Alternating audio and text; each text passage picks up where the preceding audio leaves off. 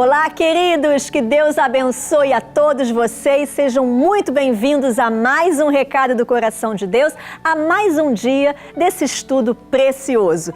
Começamos falando sobre a visão incômoda de um velho inimigo. A Bíblia diz em 2 Samuel, no capítulo 21, versículo 15, houve ainda outra batalha entre os filisteus e Israel. Davi e seus soldados foram lutar contra os filisteus e Davi se cansou muito. O rei Davi voltou a Jerusalém e percebeu que tinha de tomar seu trono pela força. Os afazeres políticos e as inevitáveis batalhas deviam parecer intransponíveis. Mas o inimigo surge antes que ele pudesse proclamar a sua vitória. Esse adversário era muito persistente. Os filisteus estavam de novo à porta. Novamente Davi os combateu, mas dessa vez ficou exausto na batalha. Então, um dos parentes de Golias, que havia se enfezado contra o rei, avançou para tentar matá-lo. Mas Abisai, filho de Zeruia, foi em socorro de Davi e matou o filisteu. Então os soldados de Davi lhe juraram, dizendo: nunca mais sairás conosco à guerra, para que não apagues a lâmpada de Israel. Deus permite que seja registrado na Bíblia que Davi sabia o que era ficar exausto em uma guerra. Poucas coisas nos fazem querer fugir mais do que a perspectiva de lutar em uma velha batalha. No momento em que o antigo inimigo reaparece, muitas vezes queremos fugir e nunca mais voltar. Você já reparou que Satanás sempre escolhe o momento certo para nos provocar por intermédio de um antigo adversário? Quando você não está descansado o suficiente, quando as coisas estão tensas, quando as coisas estão tumultuadas e você fica de um lado para o outro completamente vulnerável, é o momento em que o inimigo ataca. Satanás é o líder das piores ocasiões.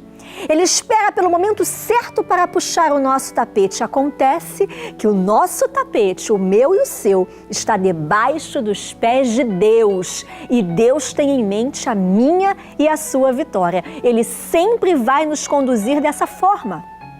A Bíblia diz lá em 2 Coríntios 2,14, primeira parte, e graças a Deus que sempre nos conduz vitoriosamente em Cristo.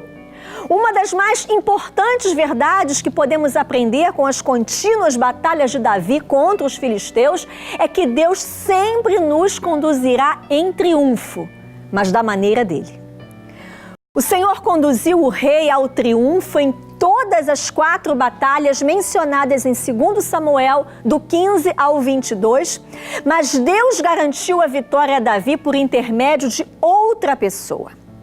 Muito provavelmente o que Davi desejava, assim como qualquer pessoa que estivesse em seu lugar, era que o Senhor fizesse dele o grande herói e deixasse os outros temerosos de seu grande poder. No entanto, Deus tinha outros planos. Ele salvou Davi, mas propositalmente fez com que ele ficasse dependente de alguém. Diversas razões maravilhosas podem existir para o Senhor ter agido dessa forma. Podemos ver algumas delas ao olharmos mais adiante na Bíblia. Em 2 Samuel 23, do 8 ao 39, nós encontramos uma lista dos valentes de Davi. Eleazar, por exemplo, enfrentou sozinho os filisteus. A passagem bíblica nos conta que ele manteve a sua posição e feriu os filisteus até a sua mão ficar dormente e grudar na espada. Em outra ocasião, quando Davi estava na fortaleza e a guarnição dos filisteus estava em Belém, ele disse que desejava beber a água do poço de Belém. Então aqueles 3 atravessaram o acampamento filisteu, tiraram a água da cisterna e a trouxeram a Davi. O Senhor propositalmente deu vitória a Davi por meio da coragem de outras pessoas em diversas ocasiões. Vamos ver alguns motivos por que Deus pode ter escolhido essa maneira de trabalhar na vida de Davi. Primeiro, pelo bem do povo. Israel não precisava que Davi fosse como um Deus para eles. Ele poderia não lidar bem com o fato de ser idolatrado ou exposto a esse tipo de pressão. Ele foi obrigado a desapontar aquela gente. Quando se trata de idolatria a alguma pessoa, a linha entre o amor e o ódio é muito pequena. Quantos discípulos já não se voltaram contra os seus líderes? Deus nunca permitiria que um de nós seja o único por intermédio de quem ele pareça operar de forma poderosa. Segundo, pelo bem de Davi. Você lembra do que aconteceu quando Davi foi tão tremendamente exaltado no seu trono que se afastou de seu povo? De como ele ficou sem amigos? De como ele se sentiu sozinho? E do que aconteceu quando ele pensou que estava acima das obrigações normais de um rei? E ficou no palácio durante a primavera, quando os outros governantes foram para a guerra? Você se lembra? Foi nesse momento que o pesadelo começou. Davi era muito autoconfiante. Ele passou a acreditar que jamais poderia ser derrotado. Mas ele estava errado. Deus protegeu Davi ao não deixar que ele fosse sempre o herói. O Senhor concedeu a ele um presente maravilhoso, que foram heróis para estarem ao seu lado, homens que conquistaram o seu respeito. O Senhor diminuiu Davi e o tornou dependente desses heróis para salvar a vida dele.